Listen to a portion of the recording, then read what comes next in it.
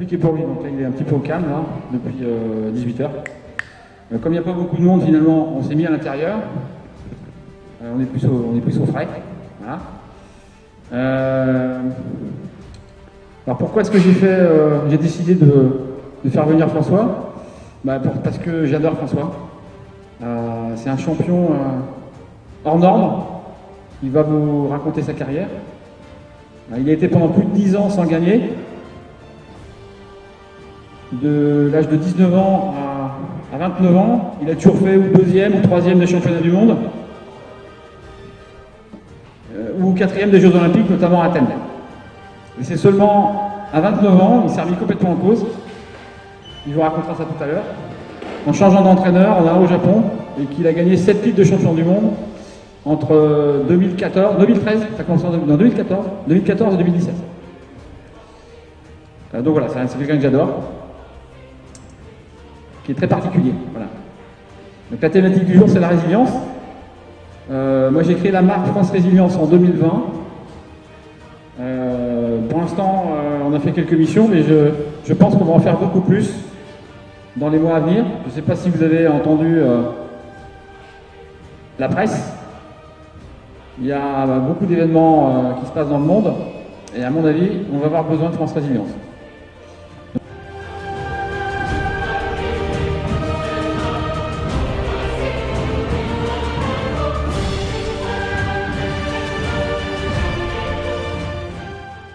Bonjour François. Salut. Est-ce que tu pourrais nous résumer un petit peu ta carrière entre l'âge de 19 ans et 29 ans, il s'est passé quoi? Beaucoup de choses. Pour faire bref, je suis rentré en équipe de France de sprint à l'INSEP, dans le bois de Vincennes à Paris, à l'âge de 17 ans. Donc je me suis consacré exclusivement sur les épreuves de sprint sur piste à cet âge-là, jusqu'à l'année dernière. Donc j'ai fait 20 ans d'équipe de France de haut niveau. Dans ces 20 ans-là, j'ai gagné 8 titres de champion du monde, 5 titres de champion d'Europe, 19 titres de champion de France, 16 coupes du monde, 2 records du monde, un sur le 200 mètres lancé et un sur 1 km départ arrêté. J'ai une médaille de bronze aux Jeux Olympiques de Rio en vitesse par équipe et j'ai une médaille de bronze aux Jeux Paralympiques de Tokyo avec mon binôme. J'accompagnais un malvoyant sur un tandem, j'étais son pilote et j'ai pris ma retraite juste après les Jeux de Tokyo. Et là, récemment, j'ai prolongé d'une année pour essayer de battre le record du monde de vitesse max en vélo couché caréné. Donc c'est 144 km/h à battre dans un vélo allongé avec un carénage. Ça ressemble à une amende pour faire simple. Et j'ai été dans le désert du Nevada, il y a une grande ligne droite toute plate de 8 km de long. Et donc j'ai 8 km pour me lancer, ils chronomètrent les 200 derniers mètres, ils font la moyenne horaire des 200 derniers mètres et c'est la vitesse qui est retenue. Donc le premier jour j'ai réussi à faire 136 km/h. Puis après, il a plu, il n'a pas fait beau, il y a eu trop de vent, donc c'était un peu trop dangereux. Et puis après, mon pneu a éclaté à 130. Donc je suis parti en sucette. Je suis parti en toupie, après j'ai fait des tonneaux, et puis le vélo était mort, donc, et puis moi, je me suis fait un petit coup du lapin. Donc ça s'est arrêté là. Donc je ne désespère pas pour remettre ça l'année prochaine, mais ça ne dépend pas de moi, parce que je fais ça avec l'IUT d'Annecy, qui travaille sur le vélo depuis 10 ans. Ça fait 10 ans qu'ils essaient d'optimiser ce vélo. Donc c'est plus de 150 000 euros de budget. Donc, et puis des milliers d'heures de travail. Parce que chaque année, il y avait 6 nouveaux étudiants chaque année qui travaillaient toute l'année sur ce projet-là. Donc c'était un projet d'études. Donc depuis 10 ans, ça fait une centaine d'étudiants et autant d'heures de travail. Donc la décision là, elle est pas de mon ressort. Hein, c'est la décision de l'université. Donc j'attends. Ils devraient se mettre d'accord dans la semaine. Alors, on est déjà vendredi, donc dans la semaine à venir. Et puis on va voir si je repars pour un an ou pas. Voilà. Alors François, on va revenir un petit peu en arrière. Qu'est-ce qui s'est passé en 2012? Alors 2012, C'est une année charnière parce que en 2012, ça fait déjà 6 années de suite que je fais toujours deuxième ou troisième des championnats du monde. Donc tous les ans, médaillé au championnat du monde, mais jamais vainqueur. Donc au bout de 6 ans, en 2012, je commence à avoir 28 ans. Moi dans mon sport, c'est un sport où il faut être frais. Donc tous mes aînés, Florian Rousseau, Arnaud Tournant, ils ont arrêté à 30 ans. Donc 28 ans, tu te dis, c'est la fin de carrière, c'est pas loin quoi. Et j'étais pas encore champion du monde. Mais c'était pas mal parce que je gagnais toujours une médaille tous les ans au championnat du monde, mais c'était pas suffisant. Et puis en 2012, il y a les Jeux Olympiques à Londres. Et là, il y a des critères de sélection. Moi, je prétendais à être sélectionné sur l'épreuve du keirin. Et donc, je remplis les critères de sélection. Je suis le meilleur français de toute l'année sur les championnats sur tous les critères de sélection qui ont été établis. Et en fait, le sélectionneur me dit, devant témoin, 2 fois le mois avant d'annoncer la sélection, c'est toi que je prends parce que tu as répondu aux critères de sélection mieux que tout le monde. Donc c'est toi que je prends. Ok, bon, moi je suis content, super content. Et puis en fait, le jour de la sélection, le 11 juin 2012, mon nom ne sort pas. C'est le nom d'un autre qui sort, qui lui n'a jamais fait de médaille au niveau international sur cette épreuve-là. Moi, 2 ans avant, 3 ans avant, j'étais déjà vice-champion du monde de cette épreuve-là. Lui, ça faisait 14 ans qu'il faisait cette épreuve-là au championnat du monde, pas une seule fois médaillé. Pourtant, puisque lui, par contre, aux Jeux Olympiques, il était un peu plus vieux que moi, il avait plus d'expérience, et il avait déjà gagné des médailles aux Jeux Olympiques, mais pas dans les disciplines du keirin. Ils ont préféré lui faire confiance à lui, et moi, où ils ont estimé qu'il me manquait le petit truc pour gagner. Et que j'avais pas assez confiance en moi, et puis que voilà, j'avais pas le truc du champion, quoi. Parce que voilà, ça faisait déjà 6 années de suite que je faisais toujours deuxième ou troisième au championnat du monde, et que voilà, on commençait à m'appeler le leader de la piste. Donc je suis pas sélectionné, donc là je me prends vraiment une grosse claque, vraiment, parce que je suis 2-3 ans avant, je suis vice-champion du monde en titre. Je me dis que voilà, au championnat du monde ou aux Jeux Olympiques, c'est exactement les mêmes mecs, il n'y a pas des... C'est tout pareil, quoi. C'est la même épreuve, c'est les mêmes concurrents. Donc si je fais déjà deuxième à un championnat du monde, je peux faire aussi bien, voire même mieux le jour des Jeux, quoi. Donc finalement non. Donc voilà, grosse claque. Là, je suis vraiment un genou à terre, quoi. Vraiment, j'ai vraiment pris mentalement, c'était super dur. Et donc, je vais quand même au jeu à Londres en tant que remplaçant. Donc là, je me traîne un boulet à chaque pied parce que dans la tête, j'y suis pas du tout. Par contre, il fallait quand même que je sois professionnel parce que s'il y avait une chute, un truc éclate, après, ça peut arriver, une maladie ou quoi que ce soit, j'allais rentrer. Et si je rentre et que je suis pas performant, j'aurais manqué à mon devoir de remplaçant en n'étant pas assez professionnel. Mais c'était quand même super dur. Et puis, les jeux à peine terminés, je repars au Japon. Vraiment dans la foulée, 5 mois après, je pars au Japon pendant 4 mois. Et en fait, je retourne au Japon. Pourquoi je dis je retourne? Parce qu'en 2010, j'avais déjà fait une saison de keirin japonais. Le keirin japonais, c'est comme le PMU chez nous. Il y a 3000 coureurs là-bas, ils vivent de ça. Ils gagnent leur vie que grâce aux primes de course. Donc tu es payé suivant ta place. Et donc il y a plein de gens qui parient sur les coureurs. Donc il y a un microcosmos au Japon. C'est tellement... les mecs gagnent tellement bien leur vie qu'ils s'en fichent de toutes les courses internationales. Ils s'en fichent des championnats du monde, des coupes du monde. Ça les intéresse absolument pas. Parce que quand ils viennent faire des courses internationales, ils perdent ou ils sont en manque. Ils ont un manque à gagner parce qu'ils ne courent pas chez eux. Donc ils se foutent du niveau du système international UCI. Eux, ils sont dans leur système à eux, vraiment cloîtrés chez eux. Donc j'ai eu la chance d'être invité là-bas. Donc j'ai découvert un pays vraiment fabuleux. J'ai vécu là-bas 5 mois en 2010, vraiment immergé au fin fond du Japon. Donc je suis vraiment tombé amoureux du pays. Je devais y retourner en 2011. Et puis en 2011, il y a eu Fukushima, les tsunamis, les centrales nucléaires qui explosent. Et puis... Pourquoi tu aimes le Japon? Pourquoi j'aime le Japon? Je suis en train justement d'expliquer. Donc, il y a eu Fukushima, tout ça, et donc j'ai pas pu y aller. Donc mon invitation de 2011 a été reconduite à 2012. Et donc j'y retourne en 2012, juste après les Jeux, où je suis vraiment au fond du trou. Mais vraiment, j'ai une grosse déprime depuis le 11 juin, hein, clairement. Donc là, on est début septembre.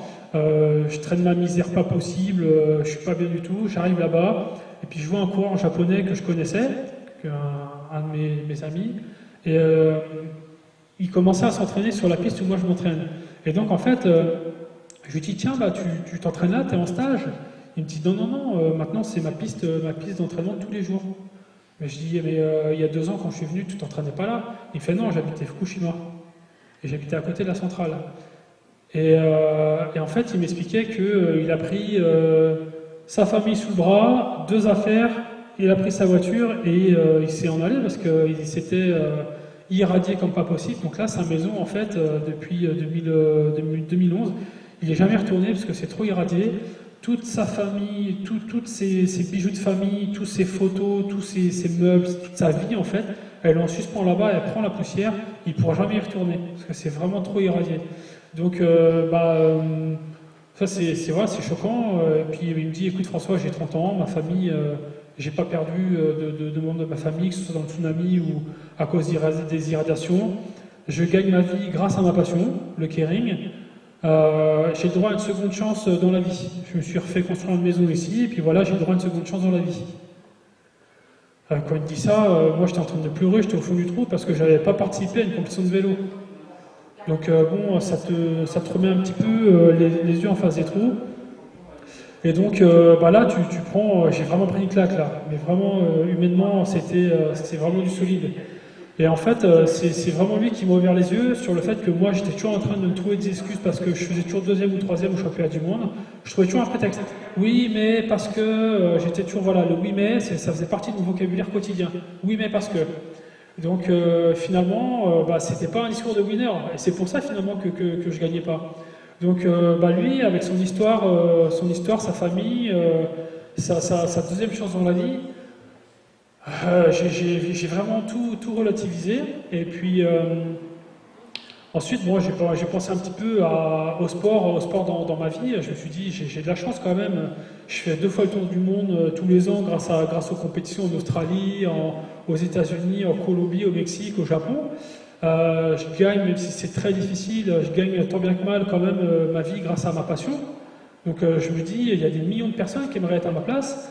Et puis même vis-à-vis de mes parents, ma mère qui a été licenciée de son boulot, qui était au SMIC toute sa vie quasiment, qui gagnait un salaire de misère, qui a été licenciée à 3 mois de la retraite, à 3 ans de la retraite, et que mon père a déposé le bilan parce qu'il faisait des cochons dans les années 90, il était agriculteur et ça se passait mal. Là tu te dis, non mais François, finalement ouais, arrête de te plaindre quoi, parce qu'en fait je faisais que de me plaindre. Donc voilà un petit peu, j'ai eu en 2012 une grosse claque, vraiment une grosse claque avec toutes ces histoires. Et puis finalement j'ai décidé d'arrêter de me prendre la tête, de relativiser sur l'importance d'un championnat du monde et relativiser sur l'importance de mes adversaires. Parce qu'au Japon, là-bas aussi, j'étais invité avec d'autres champions du monde. Eux étaient champions du monde. Et en fait, là-bas, on se serrait les coudes parce que pendant 4-5 mois, on est loin de la famille.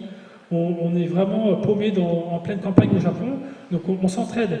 Et là, donc, je m'entraide avec un Russe, un Australien, un Néerlandais, un Néo-Zélandais, un Anglais. Donc mes adversaires, ça devient vraiment des potes, Et je me rends compte que finalement, les mecs, ils ont 2 bras, 2 jambes comme moi, ça picole, parce qu'on est un petit peu en dehors de la saison, on est loin des championnats du monde, ça picole, ça fume, ça s'entraîne que quand ils veulent, et moi j'avais une rigueur, je gardais ma rigueur, parce que je voulais marcher, moi là-bas, je n'étais pas là-bas pour faire du tourisme, et puis je voulais en profiter pour mettre un petit peu du beurre dans les épinards, donc j'étais encore carré dans tout ce que je faisais, et là en fait, voilà, j'ai vraiment pris une claque dans cette aventure-là.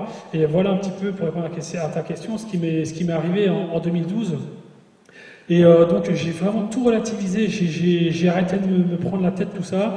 Et dès février 2013, donc je suis resté au Japon de septembre 2012 à décembre, jusqu'à Noël 2012.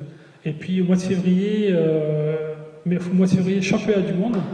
Et là, bam, première fois champion du monde. Ça faisait 12 ans. Au bout de 12 ans, j'étais dans ma 29e année. Donc voilà, j'ai eu le déclic. Le déclic, c'était le Japon, c'était ma non-sélection au jeu, c'était la remise en question de l'importance de tout ça, des choses dans ma vie. Et en fait, ça m'a été, cette non-sélection au jeu de 2012, ça a été un mal pour un bien, parce que je suis persuadé que si j'avais pas eu cette non-sélection au jeu de 2012, j'aurais pas eu cette claque ensuite, et j'aurais pas eu ce réveil, cette façon de me remettre en question, et puis finalement de profiter des bonnes choses de la vie, mais sans me prendre la tête, et puis de me faire confiance aussi. Parce que c'était ça en fait qui me manquait, c'était certainement, je faisais certainement pas assez confiance. Et puis voilà, après c'est parti, début 2013, mon premier titre de champion du monde, fin 2013, 2 records du monde, 2014, 3 titres de champion du monde, 2015, 2 titres de champion du monde à domicile ici à Saint-Quentin-en-Yvelines, 2016, ma première médaille aux Jeux Olympiques, 2017, encore un titre de champion du monde.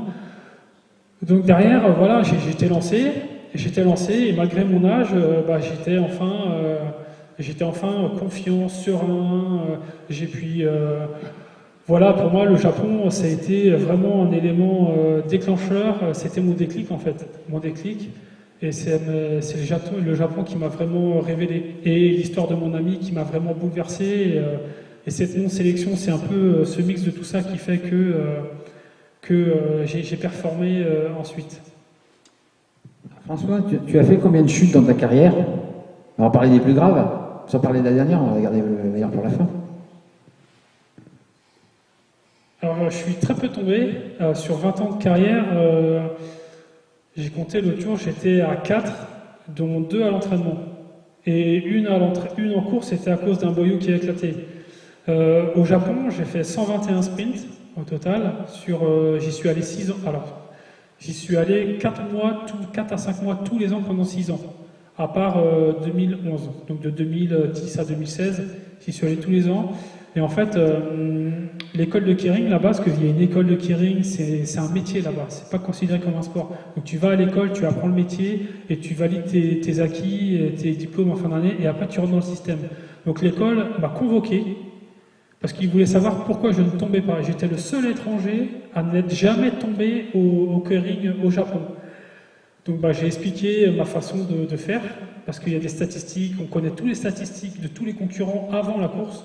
Donc on sait les kamikazes, on sait ceux qui se font disqualifier, ceux qui chutent. Donc moi dans ma petite tête, je visionne tout ça dans la chambre d'appel et je pose des warnings sur la tête des mecs. Et quand j'arrive sur eux, je sais que il faut que je passe très très large, parce qu'au Japon, il y a le droit de venir percuter son adversaire. C'est autorisé. Tu es disqualifié que si tu fais tomber dans ton adversaire. Donc il y a vraiment des épaules contre épaules, et ils m'emmènent jusqu'à la balustrade, quoi. Ils me font traverser la piste épaule contre épaule, et là on peut être à 70. Donc on a vraiment les pétoches, quoi, parce qu'on sait que les mecs ils vont vraiment nous rentrer dedans. Et j'ai 8 mecs à doubler.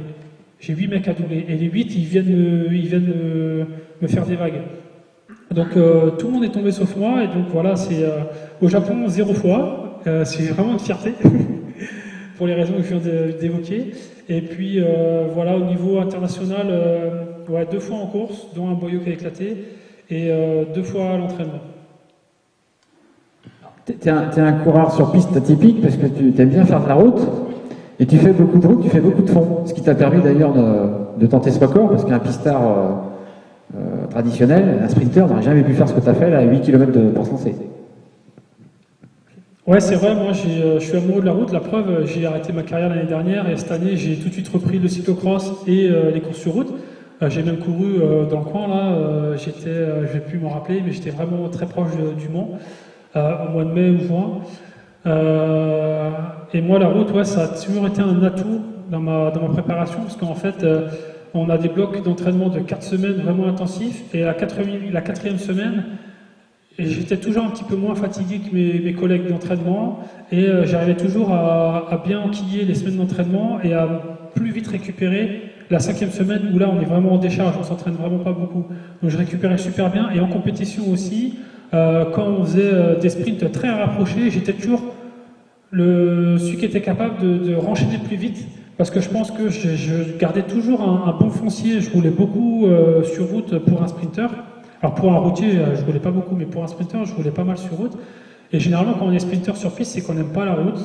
Et justement, moi, j'ai gardé cet amour pour la route et ça m'a beaucoup aidé. Et c'est peut-être aussi ce qui m'a aidé à faire 20 ans de carrière contre 10-12 pour mes aînés. Et ça m'a aussi un petit peu aidé pour mon record par rapport à un autre sprinter. Mais j'avais quand même des limites. Hein. J'avais quand même des limites parce que pendant 20 ans, je me suis entraîné pour être performant sur 10 secondes ou 1 minute maximum. Et là, le record en vélo couché caréné la semaine dernière, c'était sur 5 minutes d'effort. Donc 5 minutes d'effort, on était à 1400 mètres d'altitude, j'avais les coudes dans mon carénage, tellement j'étais serré, j'ai les coudes dans les côtes, je ne peux pas trop respirer. L'altitude, au bout de 2 minutes, vous en pouvez plus. Et il me restait encore 3 minutes derrière. Donc j'étais vite oxy, comme on dit, j'étais vite en surventilation. Donc la gestion d'effort, très compliquée.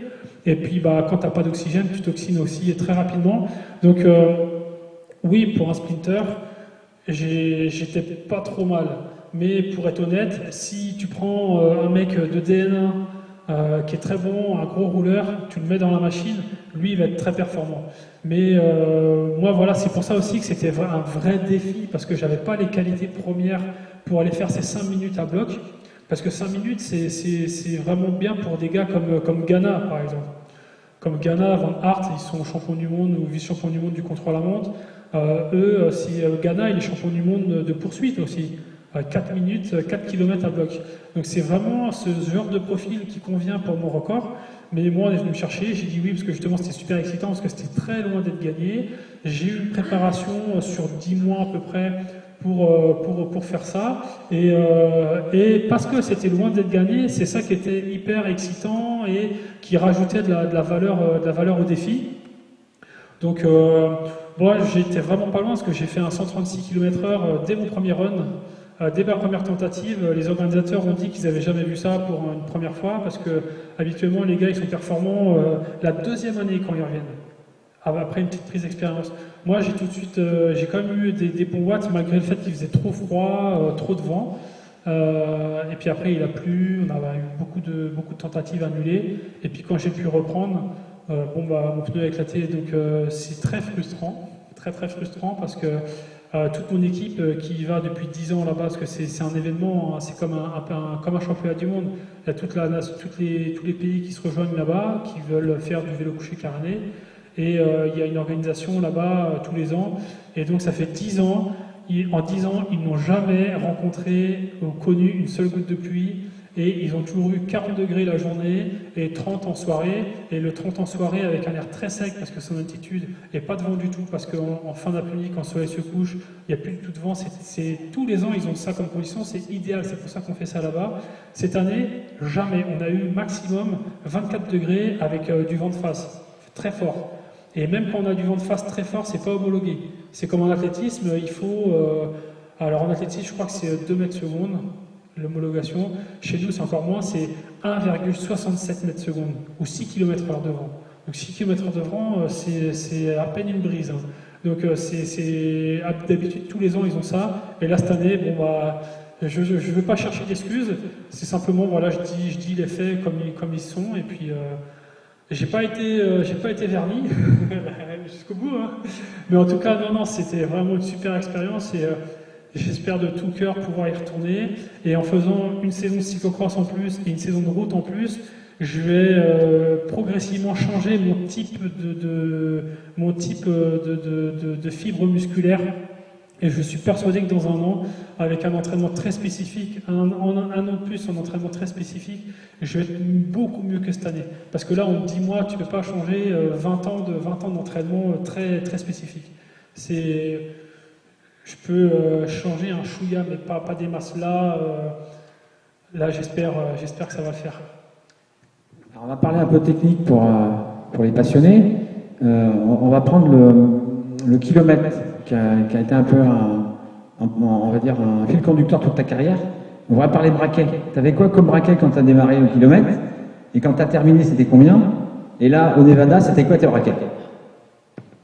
Alors quand j'ai commencé, forcément j'ai commencé en junior, j'avais 48-14, Donc on considère ça aujourd'hui comme de la puissance-vitesse, c'est-à-dire que voire vitesse-puissance limite. Donc en fait, je tournais trop les jambes. On n'optimisait pas notre force.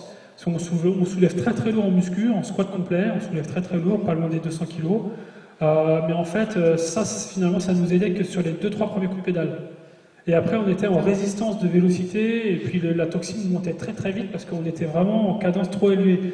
Donc j'ai commencé en junior en 48-14. Aujourd'hui, les juniors, honnêtement, ils doivent mettre du 58-13. 58-13, donc c'est vraiment un autre monde, ça n'a rien à voir.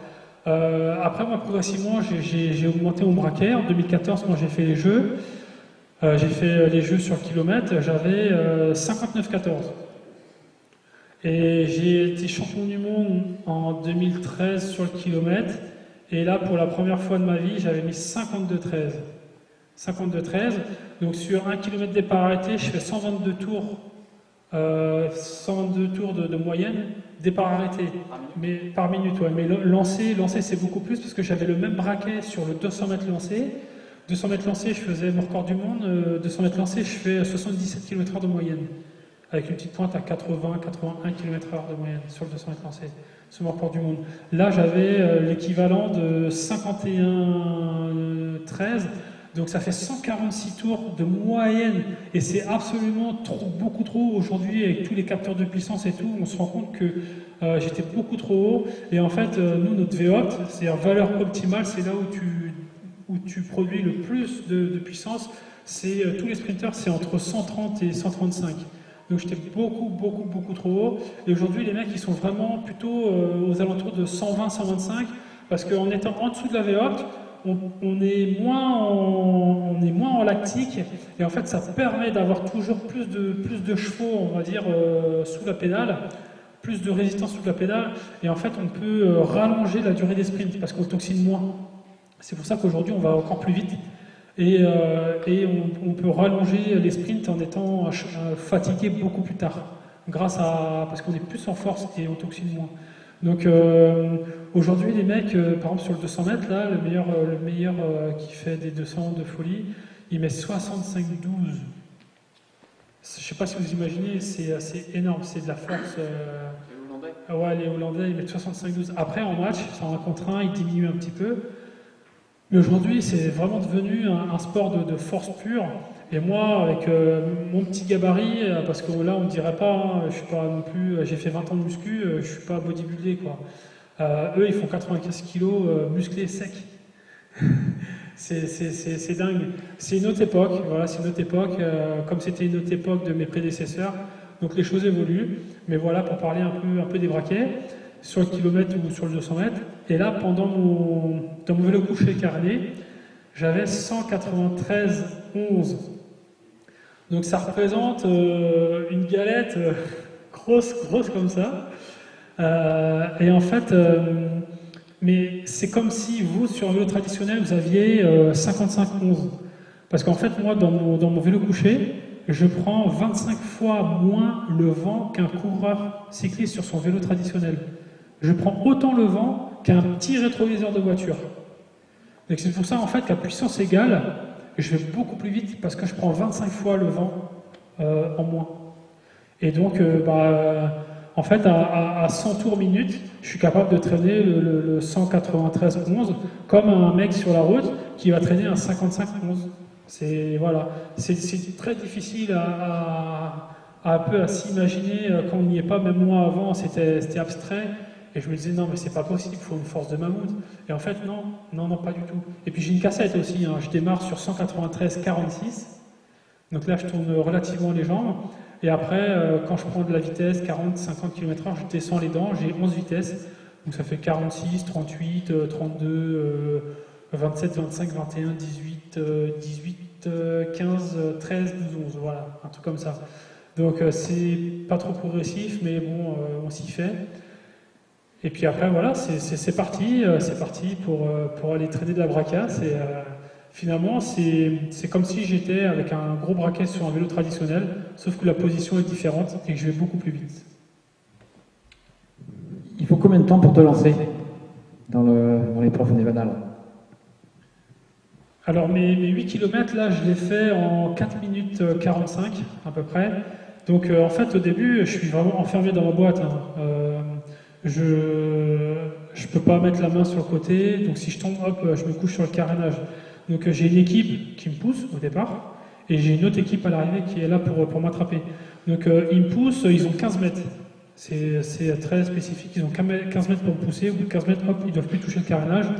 Là, ils me poussent à aller 20 km/h. Et après, là, c'est parti, j'embraye, donc je suis toujours en prise pendant 4 minutes 45 à peu près. Donc les 8 km, j'ai fait en 4 minutes 45, et donc je fais ma petite pointe à 100, là j'ai fait 136 max. Je voulais faire forcément plus de 144. Donc de moyenne, je crois qu'ils avaient calculé, ça fait à peu près 120 de moyenne. Parce que j'atteins très rapidement 110 km/h, très rapidement. Et après, c'est quand même de la résistance au vent. Même si, parce que les calculs, c'est pas parce que je prends 25 fois moins le vent qu'un coureur cycliste que je vais aller 25 fois plus vite que lui.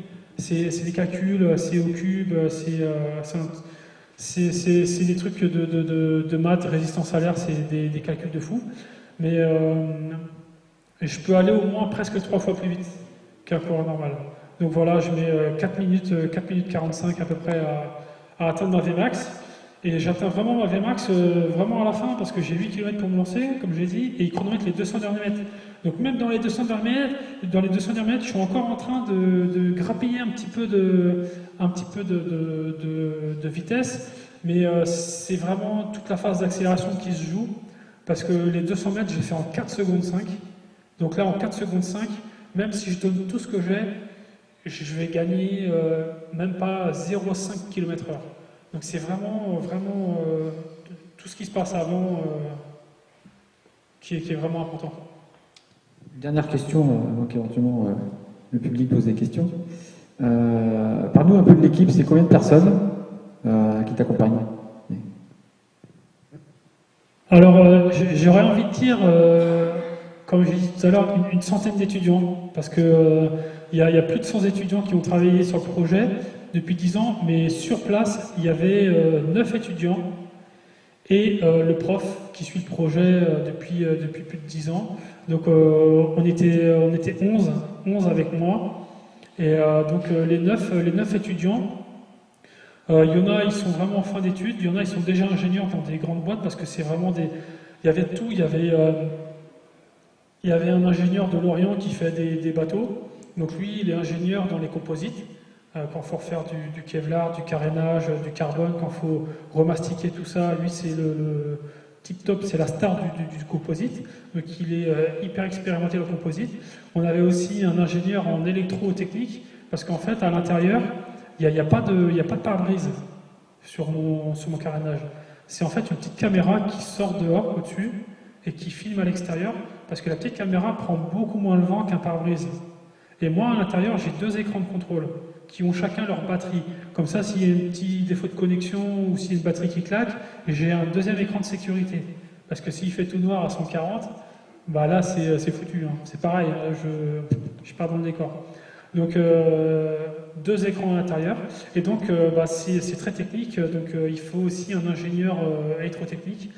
Et les autres, c'est des ingénieurs en génie mécanique, des ingénieurs en aéro, et puis des ingénieurs dans les arts et métiers. Parce qu'ils ont fabriqué eux-mêmes toutes les pièces du vélo dans leur université à Annecy. Et ça, c'est fort, parce que le prof, il est très fier de ça. Les élèves sont très fiers de ça, parce qu'ils ont fait construire aucune pièce à l'extérieur dans une autre entreprise. Donc c'est vraiment une fierté pour nous, parce que c'est vraiment un vélo, toute la mécanique, c'est vraiment 100% made in IUT d'Annecy. Ben écoute, merci François. On ne va pas abuser de ton temps parce que tu es très fatigué. Est-ce qu'il y aurait une ou 2 questions éventuellement? Les pneus, ils n'ont pas été fabriqués par les étudiants. Non, les pneus, il n'y a aucun problème avec les pneus, c'est des pneus Michelin, ils ont été fabriqués, ils ont eu plus de 4 ans d'études d'ingénierie. C'est vraiment les spécialistes qui font tous les pneus de compétition de tous les véhicules, les Formule 1, toutes les compétitions qui ont des pneumatiques possibles, c'est les ingénieurs qui ont travaillé sur ces pneus-là. Ils ont une résistance au roulement à plus de 200 km/h. Ils ont été très solides, ils étaient neufs, ils ont été contrôlés avant chaque run, ils sont vraiment contrôlés, mais vraiment quand je vous dis à la loupe, c'est vraiment à la loupe. Le vélo était intact, les pneus étaient intacts avant le run, et simplement pour expliquer, c'est que les 8 km, on est en plein dans le désert. Dans le désert, il n'y a pas 36 000 routes, donc on ne peut pas contourner en fait. Donc si tu contournes, tu vas faire 100 km. Donc en fait, l'organisateur, il bloque une route, il ferme une route, et pendant que nous, on fait nos tentatives, il y a une file de voitures des deux côtés qui s'amassent. S'il y a quelqu'un qui est là avec son panneau stop, il bloque la route, voilà. Donc, et en fait, l'organisateur, pour pas que ça dure trop longtemps pour les gens, parce qu'il faut qu'ils aillent travailler, et puis il faut qu'ils rentrent chez eux, ou on ne peut pas non plus gêner tout le monde pendant 3 heures, l'organisateur fait passer 4 coureurs. Après, il réouvre la route à la circulation. Il y a une entracte. Après, ils referment la route, ils refont passer 4 coureurs. Donc c'est des séries de 4 coureurs. Et entre chaque série, il y a 5-10 minutes suivant d'ouverture de la route, suivant le flot de voitures. Et au bout des 10 km, il y a une mine d'or, extraction d'or. Et en fait, il y a des camions qui passent remplis de gravats, pleins et à vide. Et il suffit qu'il y ait un petit caillou qui tombe sur la chaussée. Et moi, je suis persuadé que c'est ça. C'est sûr et certain.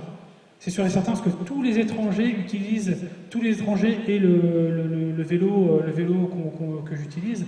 Ça fait 10 ans que tous les étrangers utilisent ces pneus-là. Ils sont hyper fiables. Il n'y a jamais eu aucun problème. Il n'y a jamais eu, ne serait-ce même une crevaison lente sur ces pneus-là avant de 10 ans. Et je vous assure que c'est vrai.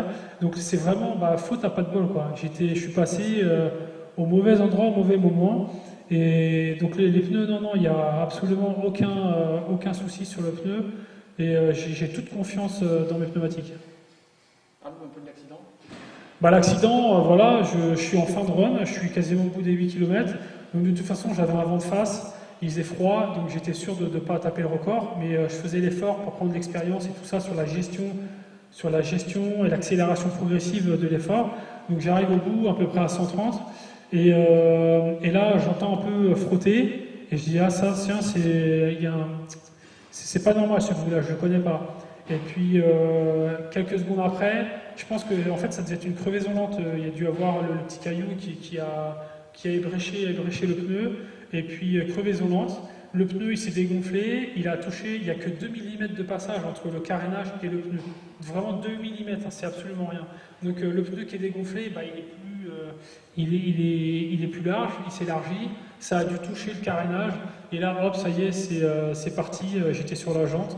J'ai glissé de l'arrière sur la jante, donc je me suis couché sur le côté. Et là, j'ai commencé à faire des toupies. Donc ça allait, j'étais sur... c'est correct, c'est acceptable. J'étais sur la route. Mais je savais que j'allais certainement me retrouver dans le bas-côté. La route était un peu surélevée. Donc le bas-côté, je descends encore. Il y a des graviers, puis il y a le sable et la terre. Et je me suis dit, voilà, faut que je m'attende à basculer dans le bac à sable. Et puis bac à sable, j'y suis malheureusement allé. Là, j'ai le vélo qui a piqué dans la terre. Et je suis monté en l'air, j'ai fait une chandelle. Et après, j'ai fait des tonneaux. Et là, je me suis dit, je ne veux absolument pas être éjecté. C'est important de ne pas être éjecté. Donc je me suis... puisque je rentre dans le carénage vraiment au chausse-pied, je rentre vraiment de travers. Parce que ma largeur d'épaule et ma largeur de bassin est beaucoup plus large que le petit orifice que j'ai pour rentrer dans le carénage. Parce qu'en fait, c'est vraiment en forme d'amande. Donc il y a juste un petit trou en haut, et là, c'est pas ouvert très très large. Par contre, après, puisque ça fait une forme d'amande, au milieu du carénage, c'est un chouïa plus large. Et c'est là où je cale mes épaules et mon bassin. Mais pour rentrer en haut, je rentre vraiment au chausse-pied. Et donc à l'intérieur, je me suis dit, faut pas chaud éjecter. Donc j'ai gainé de partout pour éviter aussi de me blesser. Et j'ai élargi mes épaules et mes coudes dans le carénage pour essayer de ne pas être éjecté. J'ai réussi à ne pas être éjecté. Et après, quand ça s'est terminé, j'étais couché sur le côté droite. J'ai pas bougé parce que j'ai tout de suite très très mal au cervical. Donc cervical, j'ai quand même eu peur. J'ai regardé, c'est bon, j'ai pas de fourmis dans les pieds, je sens mes mains, je sens mes pieds, j'attends que je bouge pas, j'attendais de voir si j'avais une douleur qui apparaissait quelque part. Apparemment non, donc à part vraiment ma cervicale. Donc je sors vraiment très très doucement du carénage, je m'assois, tout le monde commence à arriver, parce que le temps que tout le monde arrive, je m'assois, après je m'allonge quand même, je reprends ma respiration, parce que j'étais à bloc, hein, j'étais bourré de toxines, j'étais à bloc, j'hyperventilais. Donc là, j'attends de voir si tout se passe bien, si j'ai pas des douleurs dans le ventre, parce que moi j'ai eu peur de m'éclater la rate, ou de m'éclater un rein, ou peut-être le foie, parce que quand on tape comme ça à 130 km/h, c'est pas une voiture. Hein. Il n'y a pas de carrosserie qui amortit le choc, qui absorbe la masse cinétique, qui absorbe la vitesse du choc, les vibrations. J'ai pas d'airbag, j'ai rien, j'avais juste mon casque sur la tête. Et le carénage, il m'a protégé de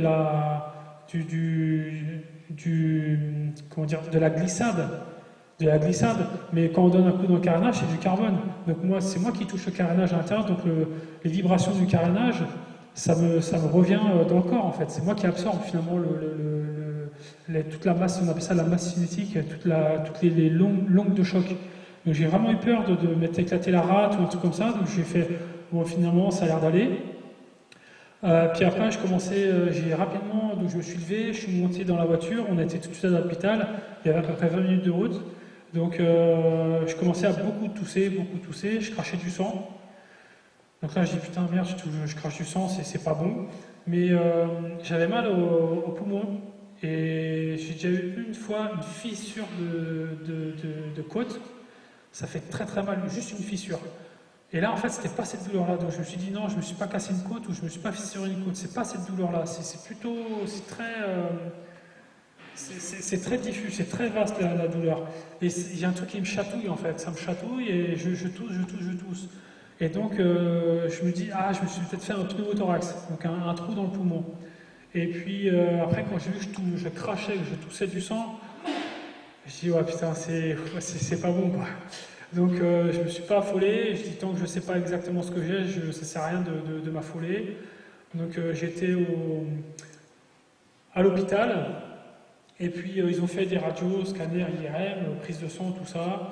Donc puis ils m'ont shooté, hein, parce que je commençais à avoir super mal à la nuque. Et puis je me suis fait une grosse béquille au début, je pensais que je m'étais fissuré le fémur, parce que j'avais vraiment très très très mal au fémur.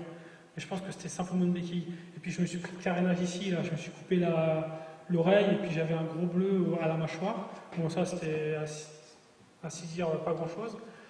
Et puis donc voilà, après ils ont dit bon, il y a du sang dans votre poumon, et puis vous avez une vertèbre de cassée enfoncée.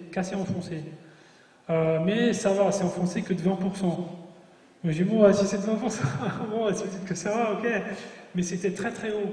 Donc j'aurais vraiment pu me faire, il a dit, encore plus enfoncé ou plus cassé, ça aurait été la tétraplégie, quoi, parce que c'est très très haut, quoi. C'est pas bas du dos, c'est vraiment très très haut, au niveau des cervicales. Donc là on se regarde avec le prof qui reste avec moi. Puis bon, on l'a échappé belle. Hein. On l'a échappé belle, bon tant mieux quoi, si c'est que ça finalement ça va. Et puis finalement les poumons, ils ont dit non, les poumons ça va aller, il n'y a pas de pneumothorax, c'est pas une grosse hémorragie, c'est juste un petit peu de sang. Ok, j'ai craché du sang, mais c'est impressionnant, mais ça va aller. Par contre je lui dis bon, on est vendredi, c'était vendredi, c'était une semaine.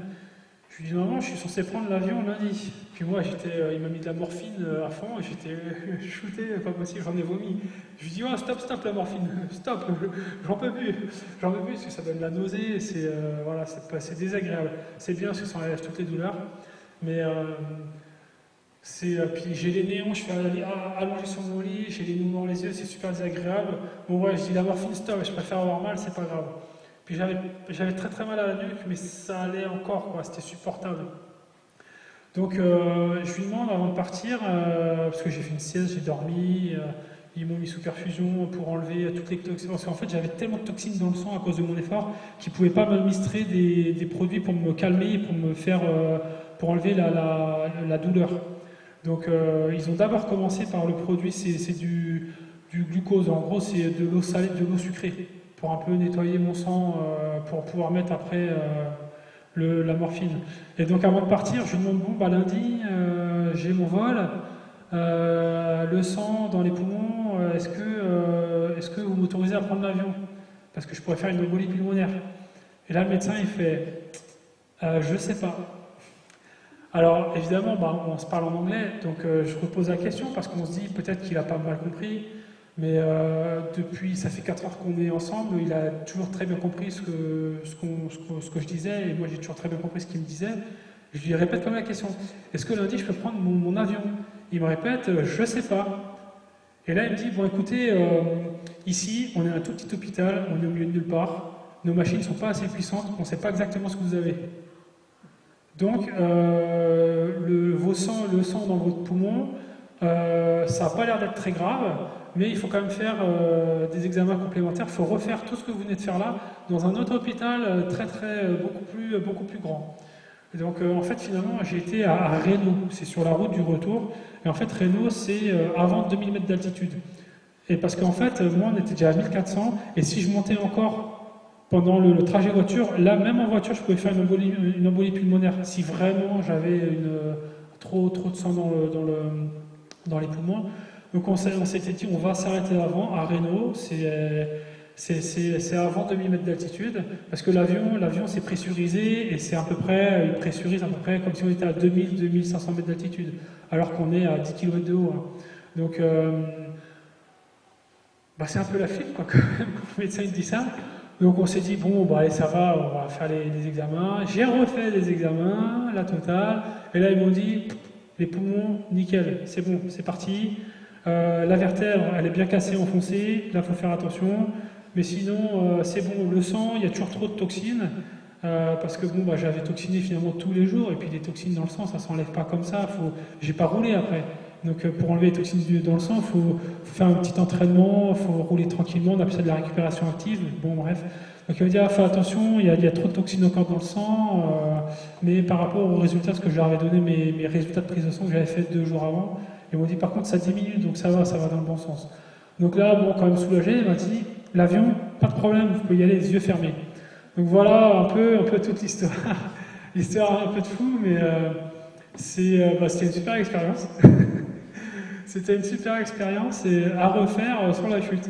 Voilà. Avant d'applaudir, je dois dire que François c'est un vrai guerrier, vous pouvez voir, hein. Il n'a peur de rien.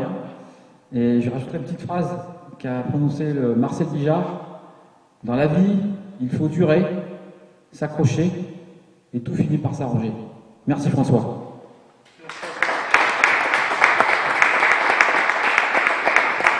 Je me suis permis d'imprimer quelques posters ou quelques cartes postales. Bien sûr, c'est payant parce qu'il faut un peu financer l'essence. Hein.